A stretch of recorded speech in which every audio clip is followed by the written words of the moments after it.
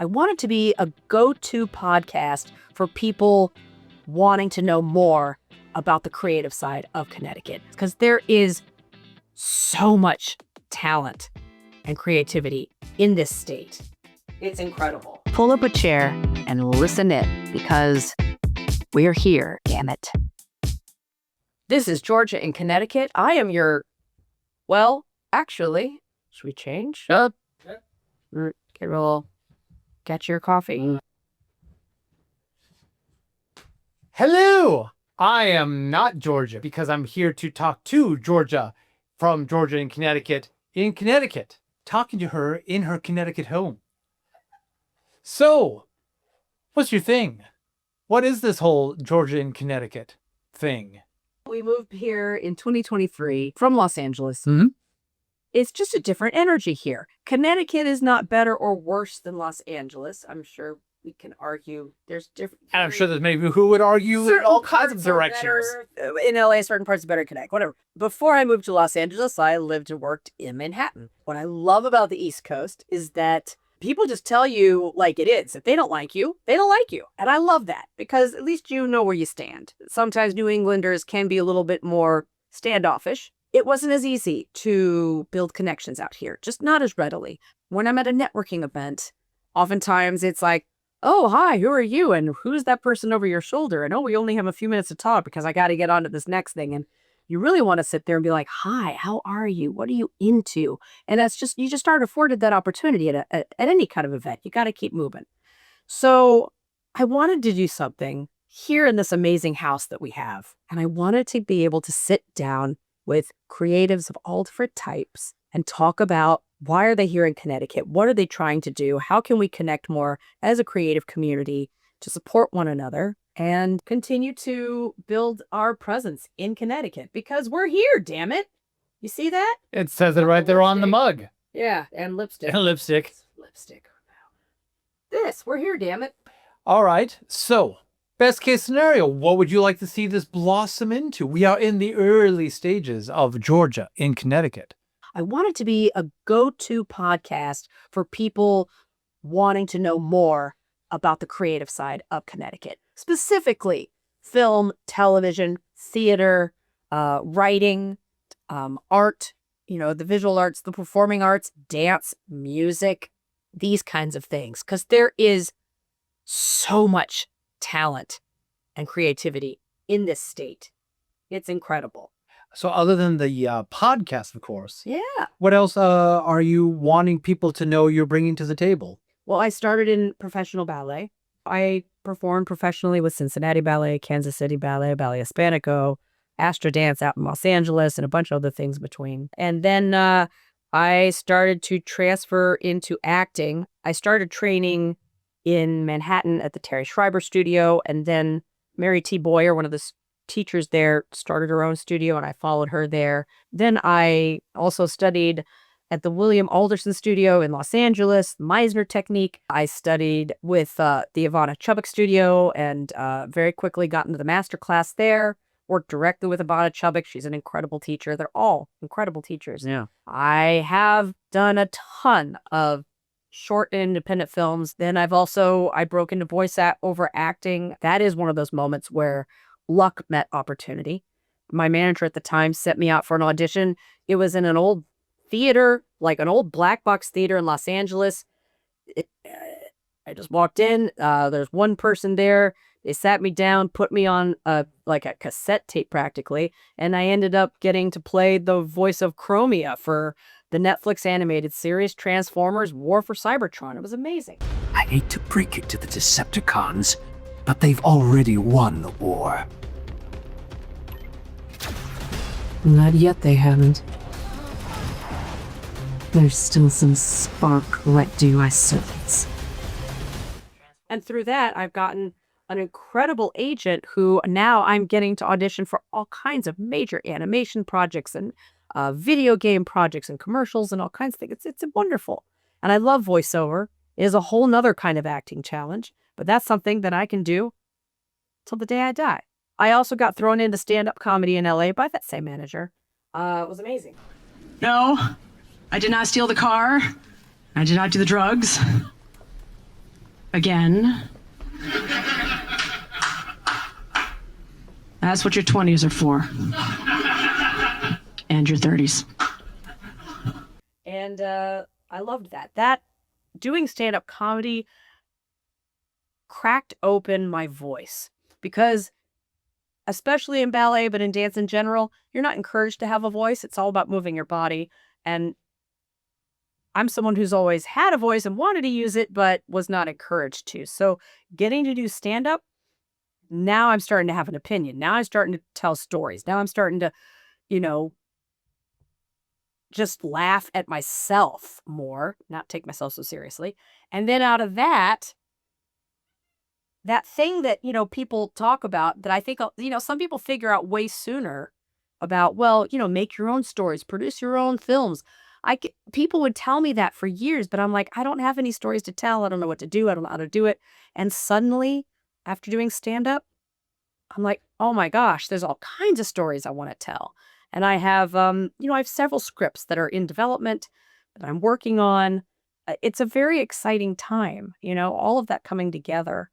So I think I'm somebody who I have a passion for all the arts. When you talk about your animation, I get excited about it. I love it. I love animation. I'm not going to draw it, but I enjoy drawing. I respect the art and the craft of it. I love talking to authors. I love reading books. As you can see, oh my gosh, I am a bookaholic. I love to sing. I finally joined a band, and that's just for fun. That's just for me. The more things you can do to broaden your horizons, to live a full life, to explore different areas of the artistic craft, the better artist you will be in whatever particular craft you choose to pursue. Because of my passion for all these different things, I think that lends itself to me wanting to listen to people talk about their creative pursuits. Okay. So your world, your interests seems to gravitate much closer to a large environment, a metropolis like a New York City, a Los Angeles, Hollywood, Paris, all those places. So what brought Georgia into Connecticut to be Georgia in Connecticut as opposed to Georgia in Queens, Georgia in Brooklyn? I am definitely one of those people who I want to go and work in the city, visit the city, hang out in the city. I love the city. I love it. I have lived in Brooklyn. I have lived in Queens. I did not just live in Manhattan. But at this point, getting to live in Connecticut is just fabulous because now I feel like I'm in the country. And better yet, we're only 10 minutes away from Middletown, which is a fantastic downtown artistic hub. So I'm getting like the best of three worlds. I've got my home that feels like it's in the countryside, but 10 minutes away is Middletown. And then an hour and a half away, at most, is the city. Amazing. If you could improve the creative community here in Connecticut, what advice, what magic wand? I'd like people to kind of let their guard down a bit. We're all here to create stuff. Let's just do it. Go to favorite restaurant, whether it's here in Middletown or Connecticut. I mean, Celtic Tavern is so good. The food is really tasty. Yeah. The portions are great, but you're also getting an elevated food experience. But then also the vibe, the atmosphere. It's got this lighting that is somehow dark, but also bright enough you can still see the menu, but it's still dark enough that you feel cozy and cool. It's loud, but not too loud. It's, it can get crowded, but you still have room. The waiters are great. The staff is great. The drinks are great. I don't know. I just love it. And you're not a sponsor yet, but Celtic Tavern, if you ever would like to be a sponsor, love it. If not, I'll just keep plugging you anyway. No. Celtic Cavern, come be a sponsor. Yeah, so good. We'll be right back for part 2 and or part 3. This is the part of the show where we would normally be featuring one of our sponsors. We don't yet have a sponsor, but if you decide you would like to be a sponsor of this show, this is where we would be sponsor. If you are interested in becoming a sponsor for Georgia in Connecticut, do reach out to us. The link is below in the show notes or description box. Welcome back to Cats and Georgia in Connecticut. That's much with better. with our special guest star, Ember. So you have been out here for a few years already. Yeah. So what have been some of the highlights of things you have done as Georgia Reed in Connecticut? First and foremost, I got to do this fantastic staged equity staged reading. I never get it right. Yeah, just put in all the. This isn't like a French lesson where it's like, no, the adjective has to be I know. right. It was called The Secrets of Brown and White. And I got to play the lead, which was, sometimes playing the lead isn't the most exciting part, but this one was a lot of fun. The reason they cast me in it was because of my comedy. They saw my comedy and said, yeah, we want that timing. And that was a big compliment for me. Yeah. And I got to work with a fantastic director and writer. It was a wonderful experience. Let's see what else. Oh, I got to play a heroin-addicted mother in a short film called The Fix, created and directed by Denise Reed and Amanda Greer. And it is now making the festival rounds. They're winning awards all over the place, which is great. I myself have not ever done heroin, but I have... You've heard great things about it. No. I believe in the kind of acting where you don't have to go and do heroin to play a heroin addict. But I do think that it's finding what is your heroin, right? What is your addiction? What is the thing that is pulling you in? Whatever so substitutions are great. The audience does not have to know what your secret substitution is, and I'm not going to tell you what mine was. But it worked. It went really well. I'm starting to do more comedy shows around here. I'm getting into the comedy scene out here, which is great. Yeah. So I love that. And there's a really good comedy community out here. Once for me, for anyone who is working to kind of break into comedy more out here, you really is about finding your group, your tribe, your whatever. So I tried a couple of different comedy clubs and open mics at different places and didn't quite find it until I went to the New York Comedy Club in Stamford. Mm-hmm. And their open mic was super welcoming, super friendly. And I booked a job right off of doing that. That was great. And then I'm looking to create my own comedy shows, either here on location, like in our backyard during the summer months, or I'm looking into locations in Middletown. Mm-hmm. Really like to do, and like the old fashioned sort of, not just a showcase with 20 comedians, because I think that's exhausting, but the classic opener, feature, headliner kind of setup. So that's in the works. And then I'm starting to develop my own projects. Like I said earlier, writing characters that I want to play that are a good fit for me as well. Stories that I think, stories that I want to see on the screen about women that are just being women, adult ass women, being women, living their lives, doing their thing. Tonight on Netflix, adult women being adult women. Fascinating. A show I loved. Yeah. A show I love is the sitcom Mom. Now, that's a sitcom. It's a funny comedy show, multicam and everything. But they addressed alcoholism, addiction, and it was a woman-driven show, and it was women of all different ages, all different shapes and sizes, all different everything. The men are there, but they're side pieces, right? They're not the main characters. And they dealt with some dark topics. I mean, and it helps, of course, that the two lead actresses were incredible. But then when after Anna Faris moved on, and she was incredible, and Allison Janney, incredible, but all of the supporting actresses, incredible. I would love to develop a sitcom like that, or a single camera sitcom called Stepmom. I am a stepmother. I dealt with all kinds of messed up shit being a stepmom. It is in its own way a very difficult role. Being a mom is an impossible role. Being a stepmom is also an impossible role in a different way. And I think it has room for a lot of comedy, a lot of pathos, a lot of uncomfortable conversations and discussions. And I think we might be reaching a point where the world, or at least America, might be ready to see something like that. And I think that shows like Mom have kind of opened the door for that. I think it'd be cool. Let's shift gears. So what makes a podcast the right fit for a way for creatives to come together? Because I'm getting something out of it, but also you're getting something out of it too, right? The guests that I'm bringing on, they're getting something out of it too. The big thing in Los Angeles, right? You scratch my back, I'll scratch yours. What can you do for me? What can I do for you? It is an industry of relationships. Sure. And that is true anywhere you go.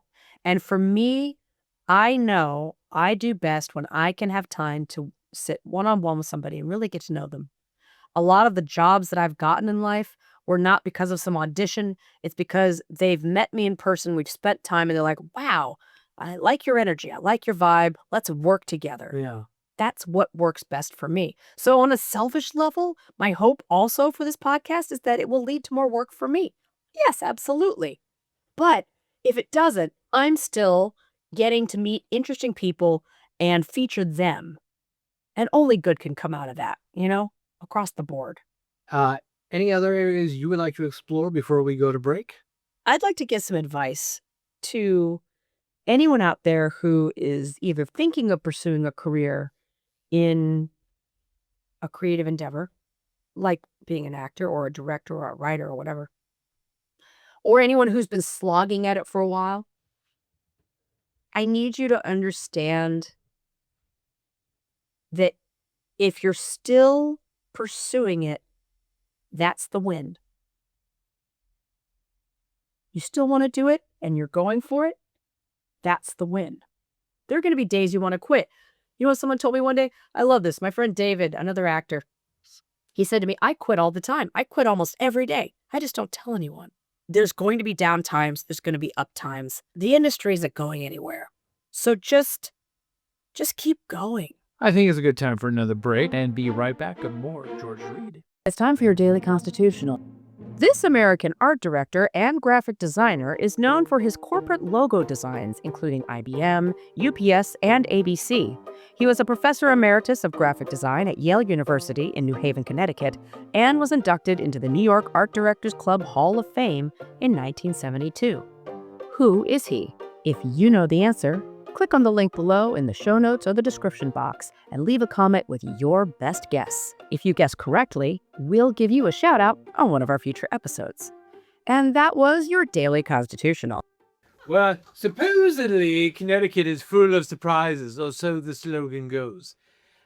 So to keep that in mind, we are going to hit her with a surprise list of questions she already wrote. Surprise! Georgia Reed, what is your favorite word? Insouciance. And why is that your favorite word? It means not a care in the world.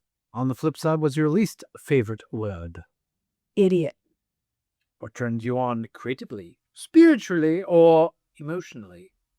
I get turned on by everything. I have a passion for life. What turns you off? When you can tell something's been made without a heart. It's been made for the algorithm. When It's been made. when it's soulless? Yes. What's your favorite curse word? Turd blossom. A fair choice. I mean, cocksucker motherfucker is a good backup. Is turd blossom really a curse word? It's the curse word I use when I want to say cocksucker motherfucker. It sounds a good curse word substitute.